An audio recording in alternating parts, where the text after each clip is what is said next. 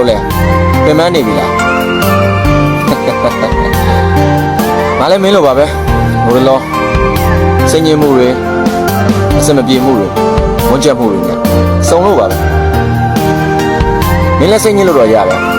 ဒါပေမဲ့စိတ်တကြနေလို့တော့မရဘူးငါတို့လူဘဝရေးဆိုတာကရုပ်တရုပ်တရုပ်လိုမျိုးပေါ့ရုပ်တရုပ်တရုပ်ကောင်းကောင်းကနိုင်ဖို့အတွက်ကာကျိုးတွေစုံလင်ဖို့လိုအပ်တယ်ကျိုးတွေမပြတ်တတ်ဖို့လိုအပ်တယ်အဲ့တော့ငါတို့လည်းပဲဘဝဆိုတဲ့ဇက်ခုံကြီးပေါ်မှာကောင်းကောင်းကနိုင်ဖို့အတွက်စိတ်သက်ခွန်အားဆိုတဲ့ကျိုးတွေမပြတ်တတ်ဖို့အတွက်လိုအပ်တယ်အရင်စိတ်ညစ်မနေပါနဲ့မင်းကလူတော်တယောက်ပါအခုငါတို့ကြုံတွေ့နေရတဲ့အစမပြေမှုတွေကနောက်တစ်ချိန်မှာကြီးစရာဟာတာလေးတွေဖြစ်လာမှာကွာစိတ်ဓာတ်တော့မကြနဲ့ fighting